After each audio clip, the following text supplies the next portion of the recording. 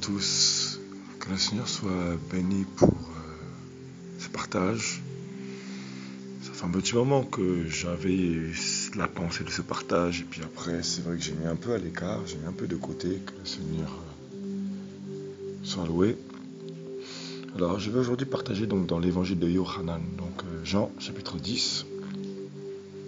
Parfois on est maître dans le silence aussi également, afin de pouvoir méditer de son côté.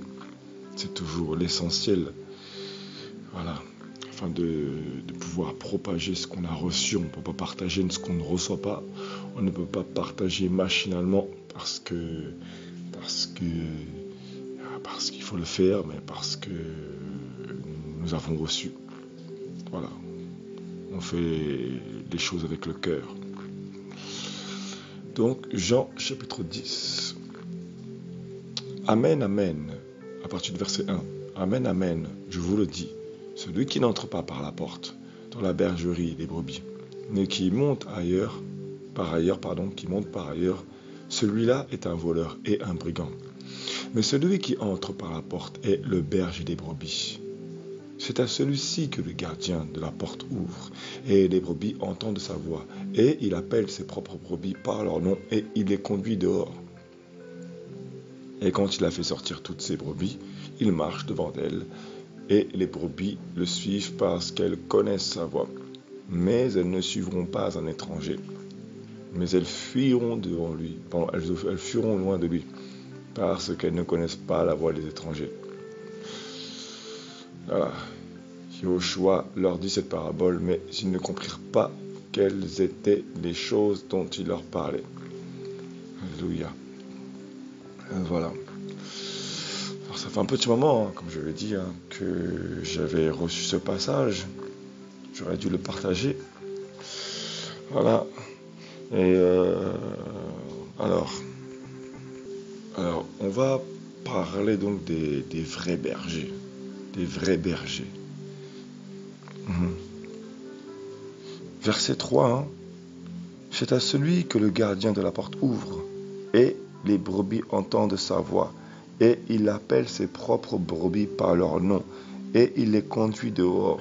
Alors moi, pendant bien des années, je me disais, mais Seigneur, pourquoi tu dis que tu les conduis dehors, mais c'est pas à l'intérieur de la bergerie que tu les conduis.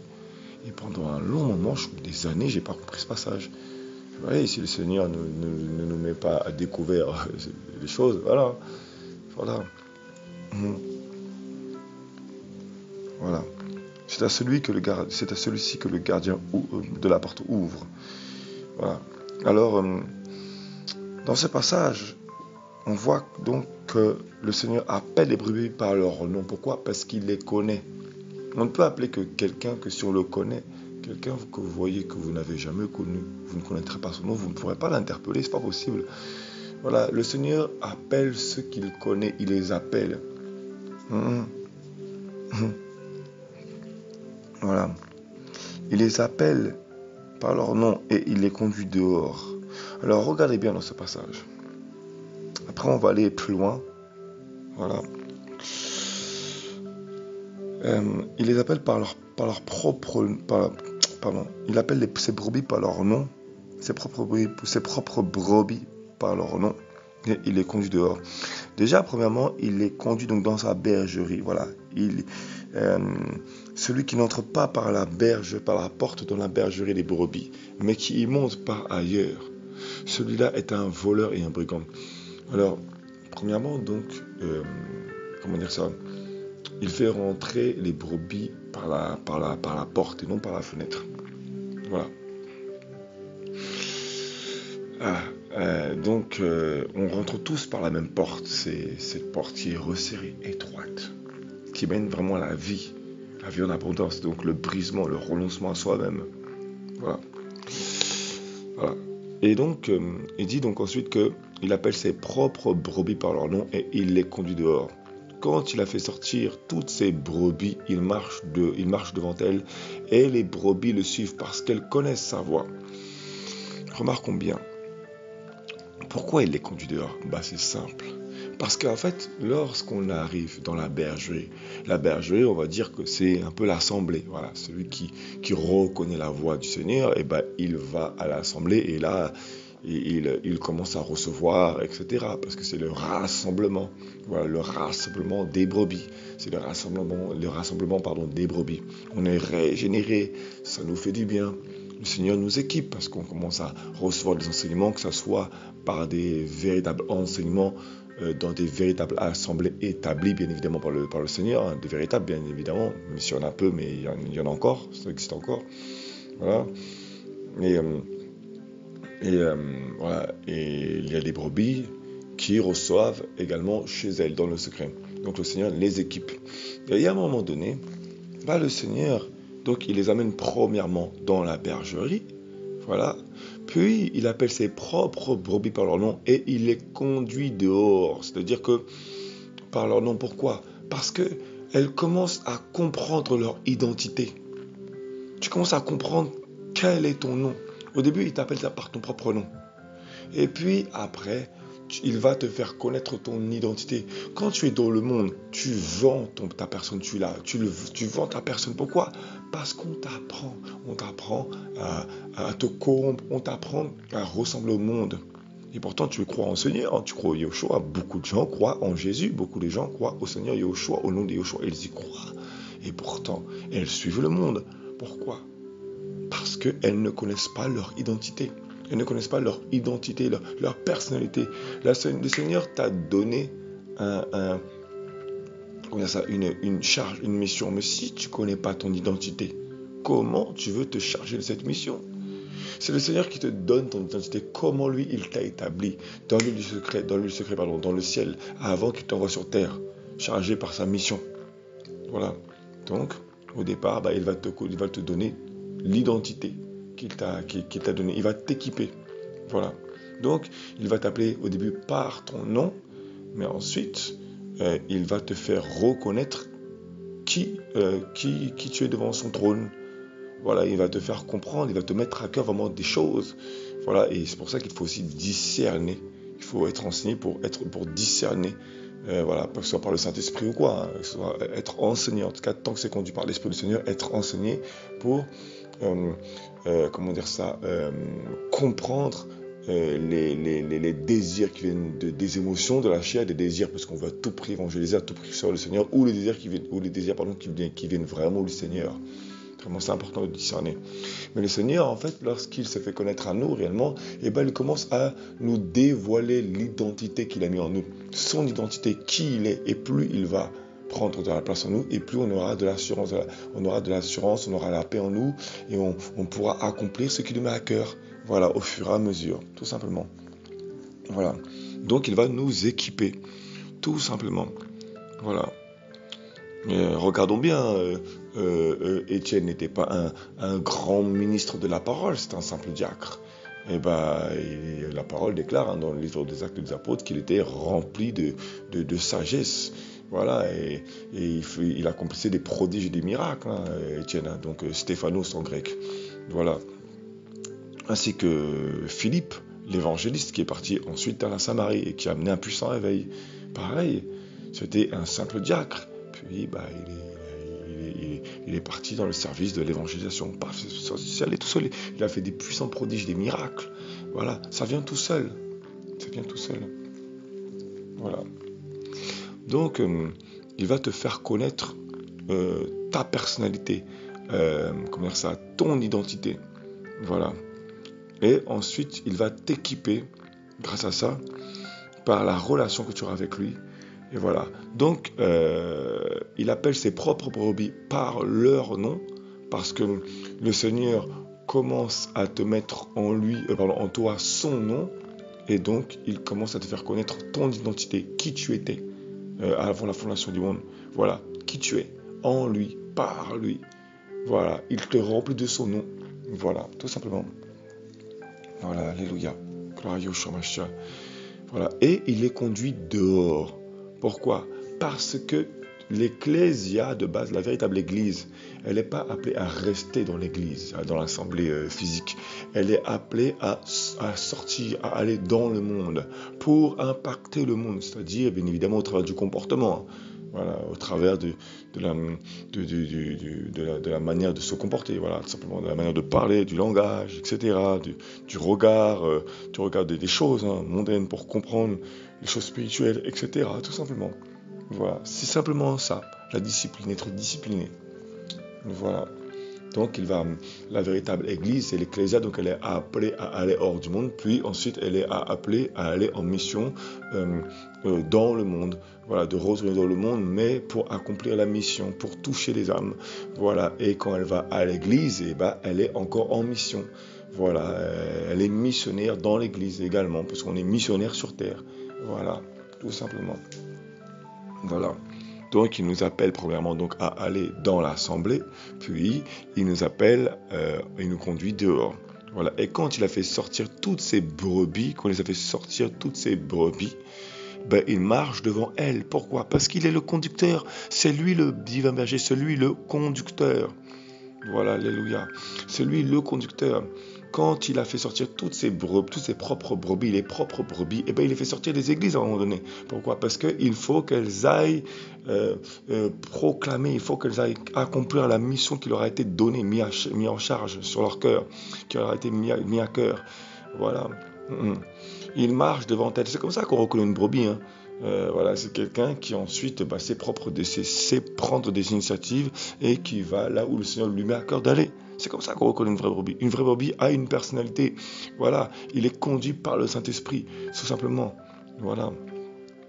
Il marche devant elle. Voilà, il marche devant elle et les brebis le suivent parce qu'elles connaissent sa voix. Elles ont appris à connaître sa voix. Sa voix, c'est pas seulement une voix, c'est également les circonstances de la vie. Sa voix, c'est également un mouvement, tout simplement. Bah oui, parce qu'un tonnerre, c'est un bruit, et pourtant, il y a des mouvements dans le ciel. Bah oui, voilà. Le vent, il fait un bruit, quand le vent il vient avec une assez forte vitesse, il fait un bruit. Il n'y a pas besoin d'entendre forcément sa voix pour entendre qu'il est là. Voilà, on sait qu'il est là. Voilà. Quelqu'un, quand il va dans un endroit, il ne va pas forcément parler. Les bruits de ses pas vont se faire entendre, tout simplement. Alléluia. Donc, quand il a, toujours Jean chapitre 10, verset 4, et quand il a fait sortir toutes ses propres brebis, voilà, il marche devant elle, et les brebis le suivent. Parce qu'elles connaissent sa voix, elles le suivent. Donc, elles n'ont pas besoin d'un homme pour marcher. Elles suivent la voix du maître, elles le reconnaissent. Pourquoi ? Parce qu'elles ont été habituées, elles ont appris à le connaître. Voilà, tout simplement. C'est lui qui les conduit dehors, donc forcément, au bout d'un moment donné, quand il les conduit dehors, elles savent marcher, tout simplement. Elles marchent à la lumière de la parole, tout simplement. Voilà. Voilà. Verset 5, mais elles ne suivront pas un étranger, mais elles fuiront loin de lui, parce qu'elles ne connaissent pas la voix des étrangers. Non, ils ne le reconnaissent pas. Elles discernent. Voilà. Ensuite, maintenant on va aller au verset 11. Voilà. Donc verset 10, allez, verset 9. Je suis la porte. Voilà, je suis la porte. Voilà. Si quelqu'un entre par moi, il sera sauvé. Il entrera et sortira. Voilà. Voilà. Je suis la porte. Si quelqu'un entre par moi, il sera sauvé. Et la parole nous dit clairement, il entrera et il sortira. Et il trouvera du pâturage. Regardez bien. Pour trouver du pâturage, faut pas seulement entrer, il faut sortir. Si tu restes dans un lieu, tu vas mourir. C'est bien marqué, regardez, c'est pas moi qui le dis, c'est la parole. C'est la parole qui le dit. Verset 9, c'est marqué. Voilà. Et regardez bien. Yehoshua, on va aller même plus haut encore. Verset 8, regardez bien ce que dit Yehoshua. Tous ceux qui sont venus avant moi sont des brigands et des voleurs, mais les brebis ne les ont pas écoutés. Voilà. Donc les brebis ne les ont pas écoutés. Et regardez bien ce qu'il dit. Tous ceux qui sont venus avant moi, donc tous ceux qui sont venus avant moi, c'est-à-dire que Yahushua arrive, Yahushua est le vivant, Yahushua c'est celui qui est le véritable sauveur. Donc tous ceux qui viennent avant lui pour s'accaparer des brebis, Yahushua ne vient pas s'accaparer des brebis, il les connaît. Il ne vient pas s'accaparer des brebis, il les connaît Yahushua. Il n'a pas besoin de s'en accaparer, il les connaît, c'est lui-même qui les attire. Voilà, il n'a pas besoin de dire je suis le oint, on le reconnaît. Tous ceux qui sont venus avant moi, donc tous ceux qui sont venus dire je suis le oint, il est dit, sont des brigands et des voleurs. Voilà, mais les brebis ne les ont pas écoutés, les véritables brebis ne les ont pas écoutés. Et il dit je suis la porte, verset 9, je suis la porte. Point, je suis la porte. Voilà, donc pas besoin de chercher plus loin. Je suis la porte, c'est moi la porte. Voilà, il faut ouvrir, c'est tout. Je suis la porte. Et ensuite, si quelqu'un entre par moi, il sera sauvé. Voilà. C'est-à-dire que ce n'est pas un homme la porte. Si un homme te conduit dans un lieu, n'y va pas. Il faut que ce soit le Seigneur qui te conduise dans un lieu. Si tu n'es pas convaincu que c'est le Seigneur qui t'a envoyé, que c'est le Seigneur qui t'a envoyé dans un endroit, n'y va pas. Voilà. Si quelqu'un entre par moi, il sera sauvé. Voilà. Il entrera et il sortira. Donc si c'est quelqu'un qui t'envoie dans un lieu, tu vas mourir. Mais si c'est le Seigneur qui t'attire, tu entreras et tu sortiras. Mais attention, il faut sortir après. Pourquoi? Parce qu'il t'équipe. Parce que tu as entendu son nom. C'est le Seigneur lui-même qui t'a attiré dans un lieu. Waouh! C'est le Seigneur lui-même qui t'a attiré dans un lieu. Voilà. Il entrera et il sortira. Et il trouvera du pâturage. C'est-à-dire qu'il faut que tu sortes pour trouver du pâturage. Il faut que tu sortes pour trouver du pâturage. Si tu entres et que tu ne sors pas, je ne dis pas que c'est parce que c'est forcément un homme, ça veut forcément dire que c'est un homme qui t'y a envoyé, non. Mais parfois c'est parce que c'est un homme qui veut te retenir, qui veut te lier, parfois. Il faut que tu quittes. Vous voyez, c'est même pas le message que je voulais donner à la base. Si quelqu'un entre par moi, il sera sauvé. Donc si c'est un homme qui te fait rentrer, tu risques de mourir. Si un homme veut te forcer à aller dans un endroit, un homme, une femme, je veux dire un homme avec un grand H, bien évidemment, un être humain, non, n'y va pas. Tu risques de mourir, tu vas entrer, tu ne vas jamais sortir. Mais déjà, pour que tu vois le pâturage, il faut que tu sortes. Voilà. Le voleur ne vient que pour voler et tuer et détruire. Et il dit, moi je suis venu afin qu'ils aient la vie et qu'elle ait même en abondance. C'est pour ça qu'il est venu. C'est pour que tu aies la vie, mais même en abondance. C'est pas seulement pour que tu aies la vie. Parce que la vie, le souffle, il faut le garder. Mais t'es pas venu. Il n'est pas venu pour que tu aies seulement le souffle, mais que tu l'aies en abondance. C'est-à-dire qu'il va te régénérer, il va te fortifier, il va te remplir. Mais pour ça, il faut que tu puisses sortir pour ça. Parce qu'en fait, si jamais tu restes trop longtemps dans une assemblée, tu vas recevoir le souffle. Mais tu vas recevoir le souffle, juste le souffle. Mais il faut que tu l'aies. Le Seigneur n'est pas venu pour que tu aies seulement le souffle et pour que tu le gardes. Il est venu pour que tu l'aies en abondance.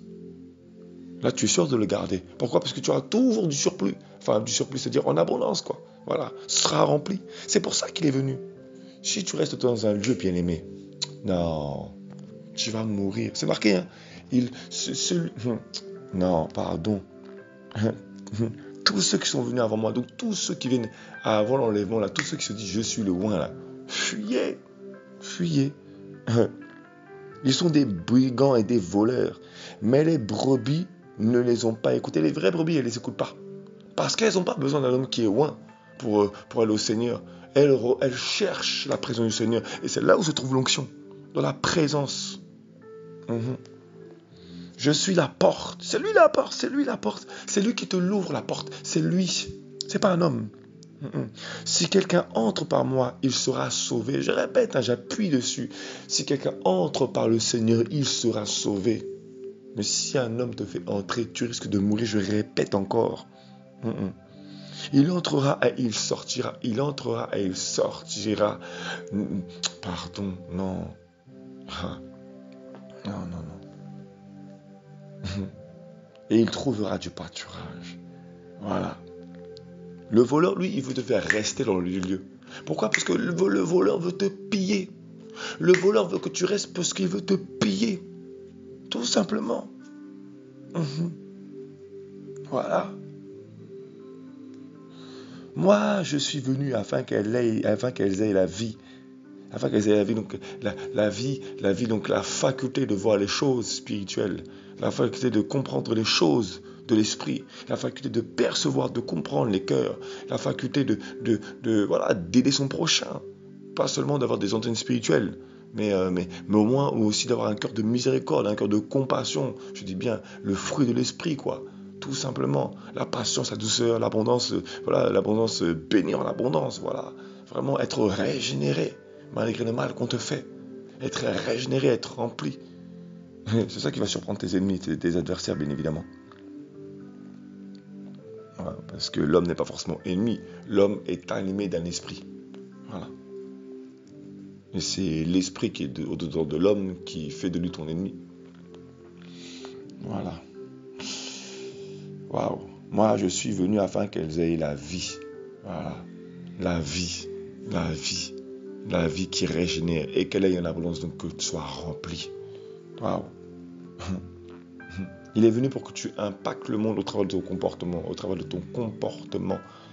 Pas pour que tu restes dans une assemblée et que tu deviennes un mouton. Excusez-moi, on est des brebis, on n'est pas des moutons. Voilà. Excusez-moi, c'est dur un peu, mais il faut le dire. Waouh. Et il dit, je suis le bon berger, je suis le bon berger. C'est pas un homme le bon berger. Je suis le bon berger, je suis le bon berger. Le bon berger donne sa vie pour ses brebis. Waouh. Mais le mercenaire, alors le mot mercenaire, on va aller voir dans le lexique biblique ce que ça signifie. Et donc dans ce passage-là, à la base, il dit bien, mais le mercenaire, verset 12, qui n'est pas le berger. Dans ce passage-là, donc le mot mercenaire, il vient du mot mistotos. Voilà, mistotos, du grec mistotos. Voilà, donc il signifie donc celui qui est loué. Un mercenaire, donc quelqu'un qui est loué. Et il vient donc de mistou. Mistou, qui signifie prendre en location, louer, engager des ouvriers. Voilà. Et il vient donc de mistos lui-même. Mistou vient de mistos. Donc du fait du payer pour un travail. Voilà. Salaire, gage, récompense utilisée pour le fruit qui résulte naturellement d'un dur travail et de l'effort. Donc dans les deux sens de récompense et châtiment, des récompenses d'Élohim que Élohim accorde ou accordera aux bonnes actions ou efforts. Voilà, ou alors de punition, le salaire du crime de l'iniquité. Bref, voilà. Donc c'est un dû. Voilà, donc c'est quelqu'un qui vient et qui est payé. Voilà. Donc un mercenaire vient, c'est quelqu'un qui est loué. C'est quelqu'un qui est loué, voilà, engagé. C'est un ouvrier qui est engagé. Donc on est bien d'accord qu'un ouvrier. Pour ça qu'il dit le mercenaire qui n'est pas le berger et à qui n'appartient pas les brebis, voit venir le loup, abandonne les brebis et s'enfuit. Et le loup ravit et disperse les brebis. Pourquoi? Parce que le mercenaire s'enfuit parce qu'il est mercenaire et qu'il ne se soucie pas des brebis. Un mercenaire, c'est un ouvrier. C'est quelqu'un qui... le berger... Le mot berger, excusez-moi, le mot berger dans ce passage-là, il vient du grec poiman, qui signifie donc un bouvier, un berger. Voilà, donc c'est un berger. Voilà, donc c'est un président, un responsable, un directeur de toute l'assemblée. Voilà, c'est un surveillant. Le surveillant, c'est quelqu'un qui a été vraiment établi. Mais un mercenaire, c'est qu'un ouvrier. Donc forcément, quelqu'un qui n'a pas reçu le mandat, qui n'a pas été établi, mais qui est un ouvrier, qui vient pour un salaire. Parce qu'un ouvrier, dans ce passage-là, c'est quelqu'un qui vient pour un salaire. C'est un mercenaire, hein, dans ce passage-là, c'est vraiment quelqu'un qui vient pour un salaire, quelqu'un qui est loué. Il a été loué pour un salaire. Voilà, donc il n'a pas été établi. C'est quelqu'un qui vient pour un salaire, il vient pour être payé. Il attend un salaire. Alors que le berger, c'est quelqu'un qui veille, quelqu'un qui surveille. C'est quelqu'un qui a reçu ce mandat. Il a les yeux pour voir le véritable berger. Voilà. Et donc c'est pour ça qu'il dit que le mercenaire qui n'est pas le berger, il voit le loup venir et il abandonne les brebis parce que lui il vient pour être payé. Il vient pas pour veiller sur les brebis. C'est pas son travail. Il le fait pas avec un cœur sincère. Voilà. D'ailleurs il y a un passage dans un des épîtres de Pierre qui le dit. Il dit que celui qui a accompli une tâche de surveillant, un ancien, ou je sais plus c'est quelle fonction, et qu'il le fasse vraiment avec un cœur, quoi, avec voilà, et qu'il le fasse de bon cœur, quoi, voilà. Je sais plus exactement c'est quoi le passage, mais voilà, globalement c'est ça. Voilà. Donc voilà. Donc ainsi le mercenaire s'enfuit parce qu'il est mercenaire et qu'il ne se soucie pas des brebis. Son souci à lui, c'est l'argent. Son souci à lui, c'est qu'il est loué, il a été payé pour le travail. Donc ce qu'il attend, c'est son travail, c'est le fruit de son labeur. Et il vient pas avec un cœur sincère, il vient pas pour surveiller, c'est pas son, pour lui, excusez-moi du terme, mais c'est pas son job. Voilà. Donc voilà. Et il dit ensuite, verset 14, je suis le bon berger. Je suis le bon berger. Voilà. Donc on revient tous ceux qui sont venus, verset 8, tous ceux qui sont venus avant moi sont des brigands et des voleurs. Voilà. Mais les brebis ne les ont pas écoutés. Voilà. Donc beaucoup d'âmes vont donner de l'argent à des hommes et ils sont là juste pour être payés parce que c'est un salaire, c'est un job qu'on leur a donné, c'est un travail qu'on leur a donné. Voilà, pour eux c'est une fonction et pour eux c'est un travail. Ils sont un salaire, ils aiment ça. Pourquoi ? Parce que non seulement ils sont vus, en plus, comment dire ça, pour eux c'est honorable, etc. Pour eux c'est bien, voilà, mais c'est pas le Seigneur qui les a établis. Voilà. Donc ils vont juste accomplir ce qu'on leur a enseigné, mais ils n'agiront pas avec la bienveillance de l'esprit. Ils feront ça avec une motivation de cœur qui n'honore pas le Seigneur parce que c'est pas leur fonction. Voilà. Et il dit bien, je suis le bon berger, ceux qui sont venus avant moi. Donc également, l'homme en lui-même n'a pas à retenir les brebis. L'homme en lui-même est là pour former les brebis, pour les former. C'est-à-dire qu'il ne doit pas les tailler de lui-même, mais l'enseignement qu'il donne, ça doit les former. Ça doit les enseigner. Voilà, tout simplement. Voilà. Alléluia. Voilà. Et voilà. Et une fois que le Seigneur appelle les brebis à sortir, c'est bon. C'est qu'elles sont équipées. Elles ont été disciplinées, elles sont équipées, c'est bon. Elles doivent impacter le monde. Elles doivent aller dans le monde pour parler de la parole, pour enseigner au travers de leur comportement, etc. Selon l'appel qu'elles ont reçu dans leur cœur du Seigneur. Tout simplement. Voilà. Je suis le bon berger. Je connais les miens et les miens me connaissent. Voilà. Donc, un mercenaire, il va retenir les brebis. Il va les retenir pourquoi ? Parce qu'il est là. Il est là pour l'argent. Il est là pour s'accaparer un salaire, d'où toutes les dîmes, soi-disant c'est pour payer le loyer, alors que n'importe quoi. Si vous voulez vraiment des dîmes, dans ce cas-là, donnez les fruits de vos champs, donnez les fruits des champs, donnez des bananes, des pommes, excusez-moi. Voilà. Bref. Voilà. Donc, je suis le bon berger, je connais les miens et les miens me connaissent. Voilà, tout simplement. Alléluia. Comme le Père me connaît, je connais aussi le Père et je donne ma vie pour mes brebis. Donc, le Seigneur lui-même va s'épuiser pour toi. C'est-à-dire, il ne va pas s'épuiser puisqu'il ne peut pas s'épuiser. Mais il va se sacrifier pour toi. Tout simplement. Parce qu'il n'a pas fini d'accomplir sa mission. Il n'a pas fini. Il a dit, je leur ai fait connaître ton nom et je le leur ferai connaître. Donc il va te faire connaître son nom jusqu'à temps que tu sois attiré vers là où il le souhaite, là où il a désiré. Voilà. Donc tant que tu n'auras pas compris que c'est Elohim, Yahweh, Yoshua, ton père, ton conseiller, ton époux, celui avec qui tu as véritablement fait alliance, et pas un homme, il va te tirer. Il va souffrir pour toi, même si tu le fais pleurer, il t'aime. Et il va souffrir pour toi. Il a déjà souffert à la croix. Il est rempli, il est au ciel. T'inquiète pas. Son but, son objectif, c'est de te transmettre ce qu'il a reçu. Donc voilà. Il est fidèle. Alléluia. Voilà. Je donne ma vie, donc je donne mon esprit pour mes brebis. Je donne ma vie, je donne l'esprit qui régénère pour mes brebis. Donc il la donne, et il la donne en abondance. Je répète, il n'est pas venu pour que tu la reçoives seulement. Il est venu pour te remplir, pour que tu reçoives en abondance. C'est pour ça qu'il est venu. Waouh. Il n'est pas venu pour que tu aies seulement de l'espérance. Il est venu pour que tu tiennes, pour te faire tenir, parce que il te remplit.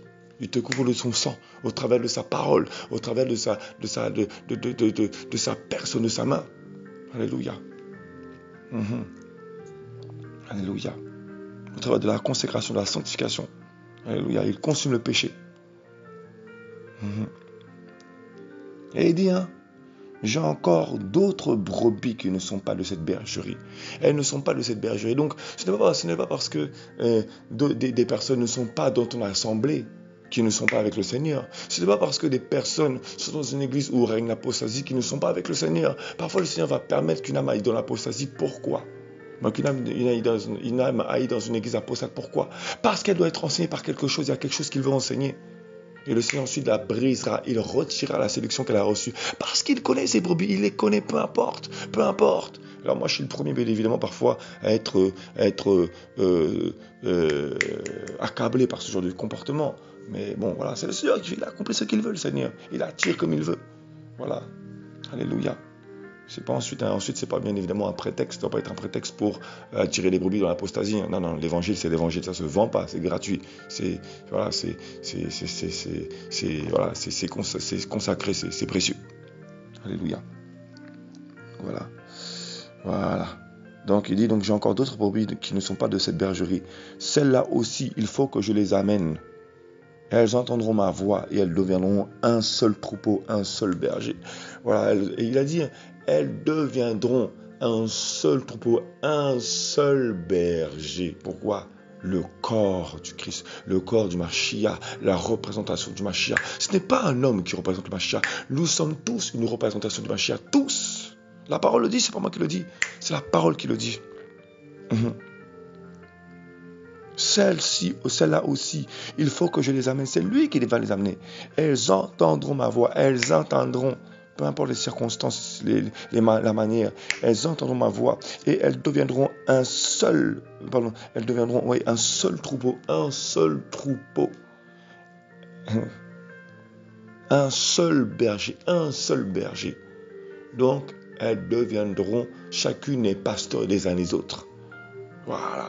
Tout simplement, elles auront cet équipement pour prendre soin les unes des autres, parce qu'elles s'aimeront. Un berger est là pour surveiller, c'est un surveillant.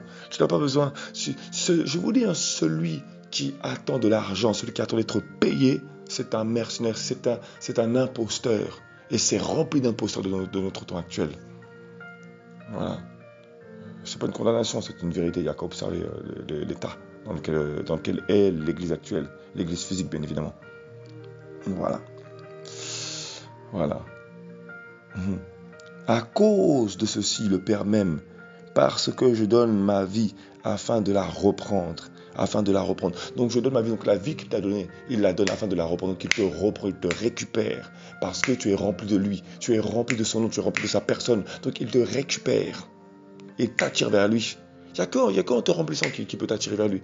Il te remplit de sa vie afin que le jour où il va revenir, il puisse te récupérer.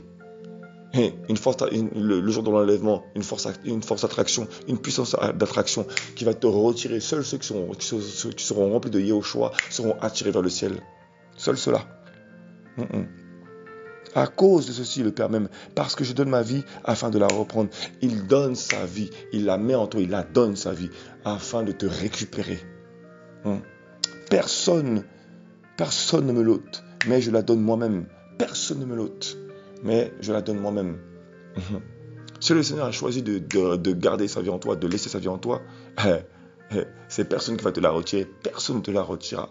Tu vas souffrir. Pourquoi? Parce qu'il veut te remplir encore. Et ta chair est en combat. Ton âme est en combat. Alléluia. Voilà.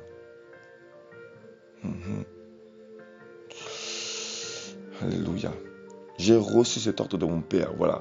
Cet ordre, c'est de t'attirer à lui. Cet ordre, c'est de te faire sortir ensuite dehors. Cet ordre, ensuite, c'est une fois que tu as accompli la mission, la charge, c'est encore de te remplir, pas seulement que tu aies l'esprit, mais que tu sois rempli de l'esprit. Et ensuite, il t'attire dans le ciel pour te préparer pour le jour de l'enlèvement. C'est ça l'ordre qu'il a reçu.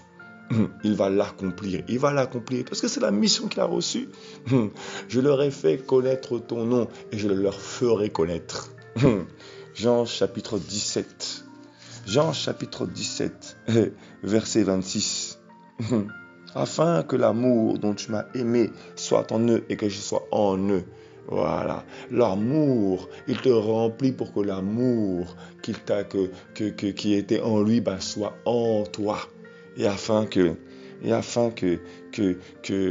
cet amour soit rempli en toi. Que tu comprennes l'amour qu'il a pour toi. C'est parce qu'il t'aime, parce qu'il veut que tu sois sauvé, que tu souffres. Alléluia. Que toute la gloire vienne à Yeshua Mashiach. Alléluia. Béni soit le Seigneur. Vraiment, préparez-vous parce que l'enlèvement est imminent. Préparez-vous. Alléluia. Toute la gloire vient à Yeshua Mashiach. Alléluia.